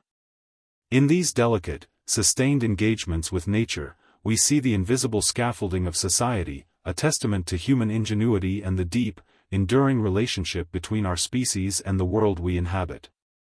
Long before cities and kingdoms, long before the wheel turned or the first clay tablet was inscribed, humans were already experimenting with the possibilities of communication, connection, and memory. Language, though unrecorded, was a fundamental tool, shaping thought, social structure, and cultural continuity in ways we are only beginning to comprehend. The spoken word, accompanied by gesture, facial expression, and tone, allowed humans to share not only practical information, where to hunt, which plants were edible, how to make tools, but also abstract ideas, stories, and collective memories. Language was the invisible architecture of society, holding together groups of individuals in a web of understanding, trust, and shared purpose. The complexity of early human communication cannot be overstated. Beyond simple commands or warnings, humans likely engaged in narrative, explanation, and speculation. They could convey sequences of events, anticipate future possibilities, and discuss experiences not immediately present. This capacity allowed them to teach, learn, and innovate in ways that solitary experience alone could never achieve. A young hunter could learn techniques from elders without directly participating in dangerous expeditions. Knowledge was no longer confined to immediate experience, it could travel through time and space, carried by words, gestures, and symbols. Language became the medium through which culture itself was transmitted, ensuring continuity and adaptation over generations. Oral storytelling played a critical role in structuring society. Around fires, in sheltered caves, or along migration paths, humans shared stories of hunts, seasonal cycles, and encounters with predators or neighboring groups. These narratives were not mere entertainment, they were repositories of collective wisdom, encoding ecological knowledge, social norms, and moral lessons. Through repetition, metaphor, and dramatization, communities reinforced memory and coordinated behavior, embedding survival strategies within emotionally resonant tales. Storytelling also fostered empathy and social cohesion, allowing individuals to imagine perspectives beyond their own, anticipate the actions of others, and navigate the complex dynamics of group life. The development of language was intertwined with symbolic thought. Humans could refer to entities not present, conceptualize abstract relationships, and manipulate ideas in the mind. This capacity enabled planning, experimentation, and coordination on scales previously impossible. Coordinated hunts, the construction of shelters, and the creation of ritual sites all depended on sophisticated communication. Humans could share instructions, convey subtle cues, and negotiate roles and responsibilities. Language was both a tool for immediate survival and a medium for cultural innovation, allowing humans to organize their collective intelligence and creativity in unprecedented ways. Gestures and nonverbal communication were equally important. Facial expressions, posture, and hand signals augmented spoken words, conveying nuance, emotion, and intent. In hunting, foraging, or navigating dangerous terrain, subtle cues could mean the difference between success and catastrophe. Nonverbal communication reinforced trust, signaled status or expertise, and maintained cohesion within groups. Humans were not only vocal communicators, they were keen observers of one another, capable of interpreting minute details that structured social interaction and reinforced collective behavior. Language also allowed humans to construct social norms and manage conflict. Groups needed rules, agreements, and systems of accountability to function effectively, especially in the context of cooperative hunting, food sharing, and ritual practice. Through communication, humans negotiated cooperation, resolved disputes, and reinforced moral and ethical frameworks. Language enabled reflection on behavior, the anticipation of consequences, and the creation of shared understanding. Even in the absence of formal hierarchy, humans were able to sustain complex social systems through dialogue, storytelling, and symbolic reinforcement. Memory and oral tradition were critical complements to language. Knowledge was stored not in writing but in the minds of individuals, reinforced by repetition, narrative structure, and communal practice. Elders and experienced hunters became living libraries, carrying lessons learned over decades and transmitting them to the next generation. This system required remarkable cognitive capacity. Humans had to encode, recall, and communicate vast amounts of information with precision and clarity. Oral culture demanded attention, comprehension, and the ability to synthesize experience into teachable narratives, fostering both intellectual and social development. Language also catalyzed creativity and imagination. Humans could conceptualize worlds beyond immediate experience, hypothesize alternative outcomes, and imagine solutions to problems not yet encountered. Storytelling, metaphor, and ritual allowed humans to explore the unseen, the hypothetical, and the spiritual. They could narrate the movements of animals, the cycles of seasons, or the mysteries of life and death, linking observation with reflection. This imaginative capacity was inseparable from practical knowledge, creating a feedback loop in which thought, communication, and action reinforced one another. As humans migrated, language facilitated the spread of culture and knowledge. Groups could exchange information about distant lands, new resources, and unfamiliar challenges. Trade, intermarriage, and cooperative ventures were mediated through communication, allowing ideas and techniques to diffuse across vast distances. Language was the vehicle through which innovation traveled, enabling distant communities to benefit from discoveries made elsewhere. These networks of exchange laid the foundations for social complexity, ritual cohesion, and eventually the coordinated labor that would support monumental architecture and settlement. The symbolic dimension of language extended beyond practical communication. Humans could assign meaning, create metaphors, and encode values, beliefs, and cosmological understanding in words. Language allowed abstract thought to be expressed collectively, reinforcing culture, identity, and social memory. This capacity enabled humans to conceptualize order, morality, and relationships, providing a scaffolding for cooperation and shared purpose. In this sense, language was as much a tool for shaping the mind and society as it was for conveying information. The interplay between language, thought, and ritual further amplified human cognitive and cultural power. Ceremonial sites, symbolic objects, and storytelling were all interlinked through spoken communication. Instructions, narratives, and explanations structured behavior, reinforced belief systems, and coordinated collective action. Humans could transmit knowledge not only about survival but about identity, meaning, and ethics, integrating practical skills with reflective and imaginative capacities. Language was therefore both utilitarian and philosophical, grounding civilization in both action and thought. In this context, we begin to see that the origins of complex human society are inseparable from the development of communication. Language allowed humans to transcend individual experience, to collaborate, and to construct knowledge that persisted beyond a single lifespan. It enabled imagination, reflection, and the creation of symbolic frameworks that guided behavior, structured social life, and encoded cultural memory. Without language, monumental architecture, ritual practice, and coordinated labor would have been impossible. Without language, the continuity of culture and knowledge across generations would have been severely constrained. The emergence of language and symbolic communication reveals that civilization is rooted not only in material innovation but in the cognitive and social capacities of humans. The ability to convey abstract ideas, coordinate collective effort, and transmit memory across generations laid the groundwork for every later advance: agriculture, cities, writing, and governance.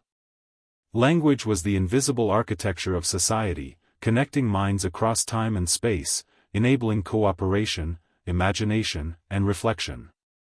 In tracing the development of human communication, we uncover the essential scaffolding of civilization itself, a foundation built not from stone or clay, but from thought, memory, and shared understanding, stretching back tens of thousands of years into a world where the human mind was already extraordinary.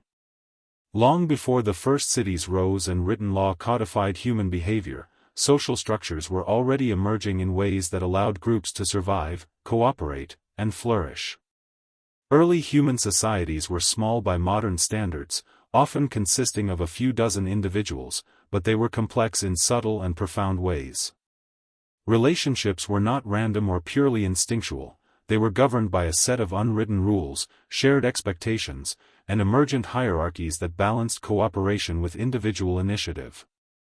Understanding these early social networks offers insight into how humans became capable of coordinated labor, monumental projects, and the cultural sophistication that would eventually support civilization. Kinship was the primary organizing principle.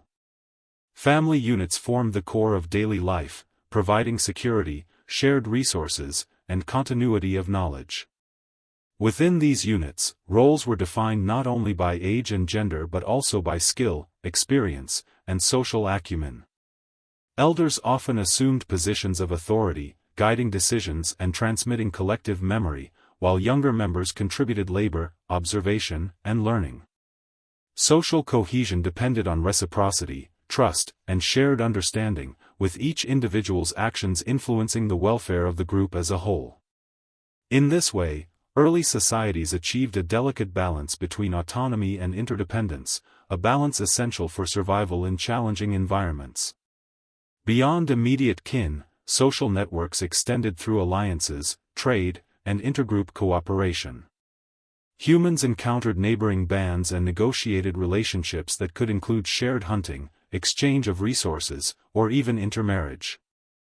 These interactions required sophisticated social cognition, the ability to interpret intentions, anticipate behavior, and navigate trust and potential conflict.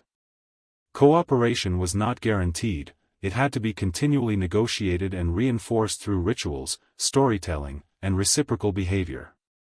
These dynamics demonstrate that even without formal institutions, humans were capable of regulating complex social interactions and sustaining networks of collaboration across distance and time. Conflict resolution was an essential aspect of early social life. Disputes over resources, leadership, or mating opportunities could threaten group cohesion and survival. Humans developed mechanisms for managing tension, often relying on negotiation, symbolic gestures, or ritualized displays. Storytelling, oral instruction, and shared norms helped encode acceptable behavior, creating expectations that individuals internalized. These mechanisms were flexible, adaptive, and context-dependent, reflecting a high degree of social intelligence. Individuals who could mediate, persuade, or maintain cohesion gained informal authority, illustrating that leadership in early societies was often earned through skill, insight, and social acumen rather than imposed by force. Ritual and shared symbolic practice played a central role in reinforcing social cohesion. Sites like Göbekli Tepe, with its massive carved stones and circular enclosures, provide evidence that collective rituals were already shaping behavior, social hierarchy, and identity long before agriculture. Participation in these rituals required coordination, communication, and shared understanding of symbolic meaning. They reinforced bonds, transmitted cultural knowledge, and created a sense of belonging that extended beyond immediate kin. Rituals also allowed humans to engage with existential concerns, mortality, the cycles of nature, and the unseen forces of the world, in a collective and structured manner. In this way, social structure and symbolic culture were deeply intertwined. Division of labor, though informal, was another defining characteristic. Tasks were distributed according to skill, experience, and necessity. Hunters, gatherers, toolmakers, and caretakers often specialized to some degree, contributing their expertise to the collective effort. This division was not rigid but flexible, adapting to seasonal changes, environmental pressures, and social dynamics. It demonstrates that early humans were capable of cooperative planning and role differentiation, essential precursors to more formalized economic and political structures. The coordination of labor required trust, communication, and shared understanding of both goals and methods, further reinforcing social cohesion. Social norms and morality were embedded in practice long before codified law.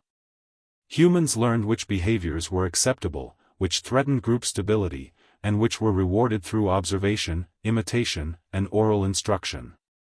Acts of generosity, risk-sharing, and cooperation strengthened bonds, while violations of norms could result in ostracism or social sanctions. These systems were dynamic, evolving with experience and environmental pressures, yet they were remarkably effective at maintaining group stability. Early humans demonstrated that social intelligence, understanding others, anticipating reactions, and regulating behavior, was as vital to survival as hunting skill or technological innovation. Child rearing was both a practical and social endeavor.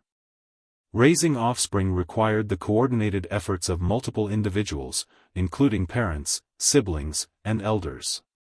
Children were taught not only practical skills, hunting, gathering, toolmaking, but also social norms, storytelling, ritual participation, and ecological knowledge. Learning was immersive, embedded in daily life, observation, and repetition. This holistic approach ensured the transmission of both technical expertise and cultural values, creating continuity and resilience across generations. Early social structures were therefore as much about education and knowledge preservation as about immediate survival. Early humans also displayed a remarkable capacity for empathy and cooperation beyond immediate kin. Shared risk, collective hunting, and communal care for the sick or injured required emotional intelligence, trust, and moral awareness. Groups that could extend cooperation to non-kin members gained resilience and flexibility, allowing them to exploit a wider range of resources and adapt to environmental change. Social cohesion was not merely a function of necessity, it was actively cultivated through ritual, storytelling, and shared labor, reflecting an understanding that relationships themselves were a critical resource for survival. Hierarchy and influence existed in subtle forms. Leadership was often situational and earned rather than inherited. Skilled hunters, knowledgeable elders, or individuals with social acumen could guide decision-making, mediate disputes, or organize collective tasks.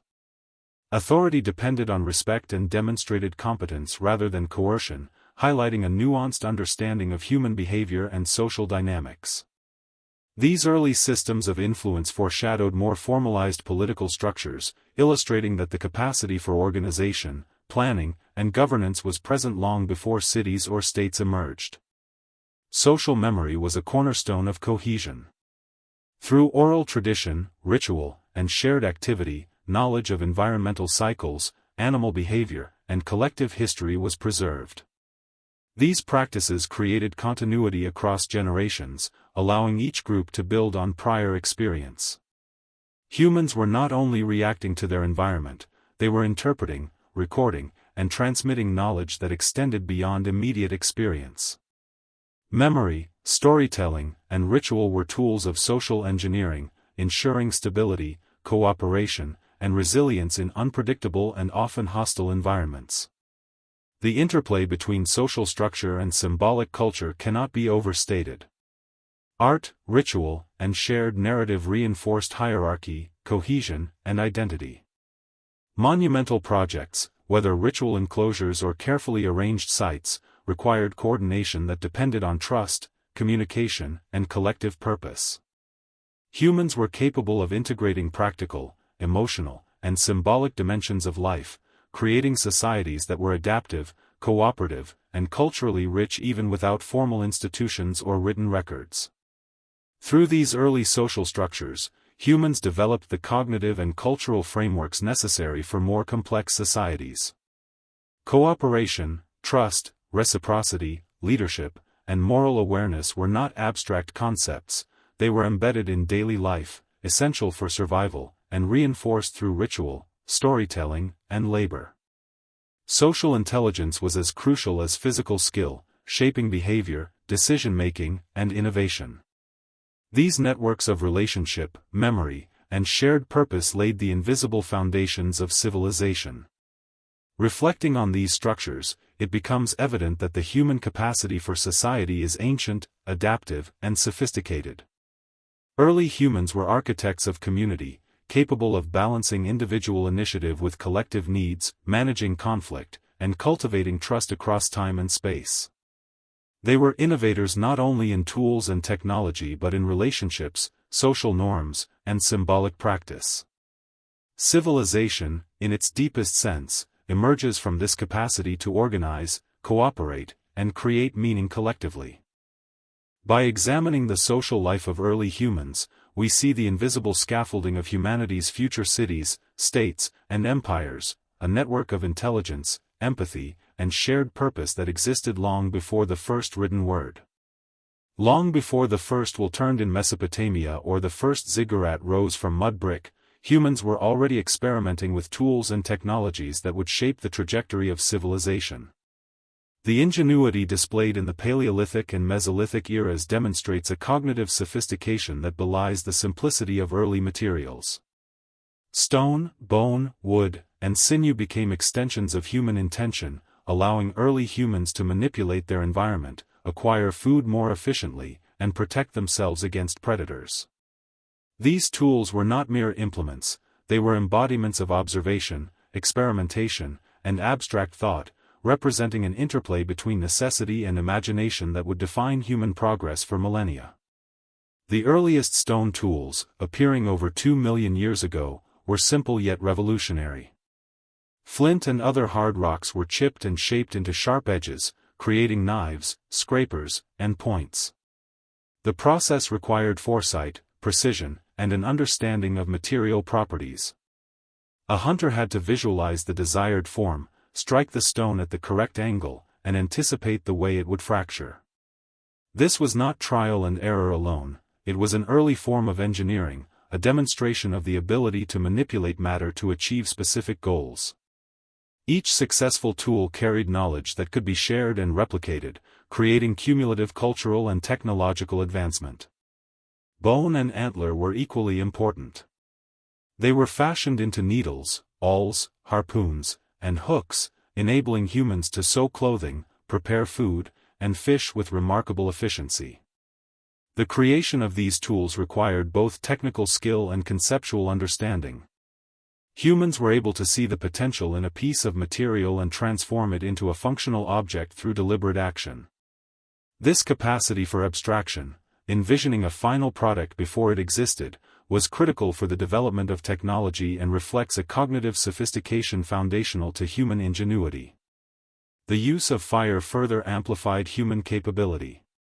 Beyond warmth and protection, fire became a transformative technology for toolmaking, cooking, and environmental management.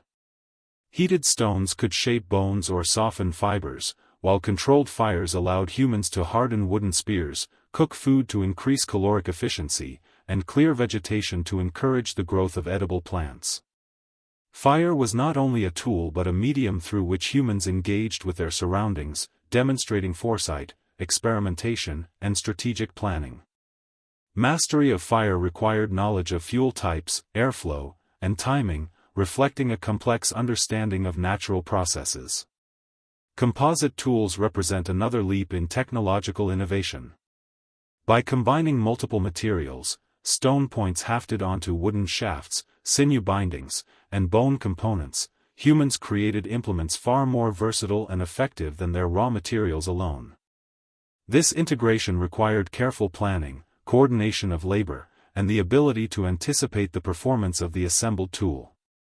These innovations were not isolated, they spread across regions, suggesting communication, imitation, and shared cultural knowledge. Composite tools illustrate that technological sophistication in prehistoric times was cumulative, collaborative, and highly adaptive.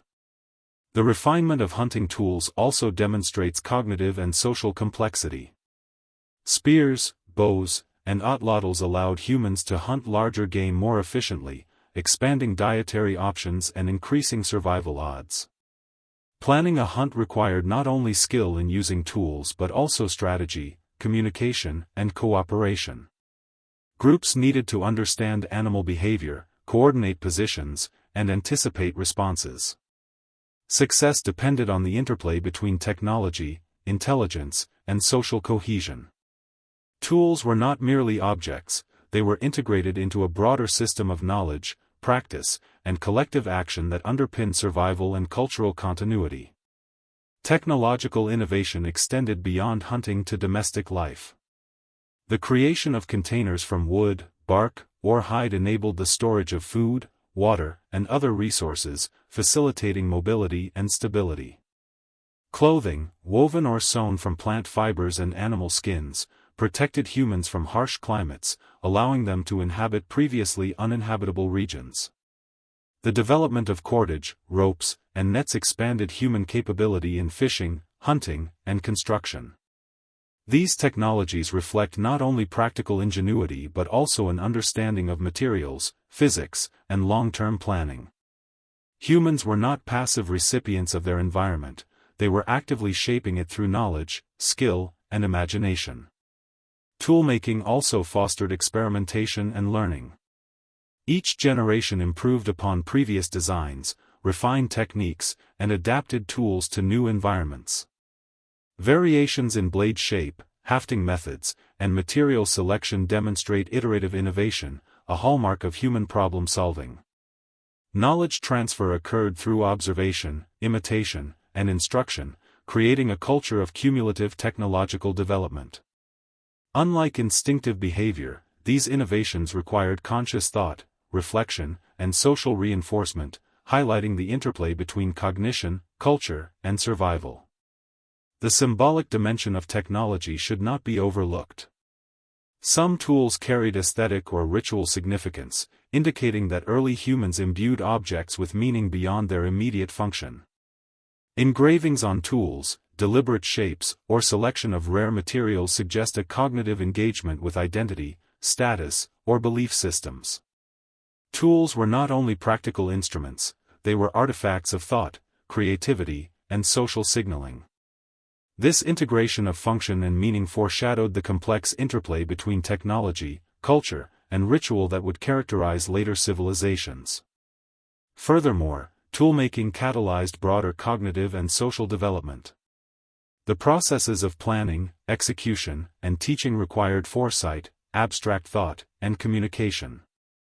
These skills reinforced social cohesion, as successful use of tools often depended on group coordination. Tasks such as quarrying stone, shaping implements, or hunting large game involved multiple participants, creating networks of cooperation and shared knowledge. Technology, in this sense, was both an individual and collective achievement, strengthening social structures while expanding human capability. Environmental knowledge was inseparable from technology. Understanding the properties of different stones, the tensile strength of sinew, or the burn characteristics of wood required acute observation and experimentation. Humans learned to select optimal materials for specific tasks, adapting their designs to available resources. This ecological intelligence was embedded in technological practice, creating a feedback loop in which observation, experimentation, and application reinforced both cognitive and practical skill. Tools were the tangible manifestation of this intimate understanding of the natural world.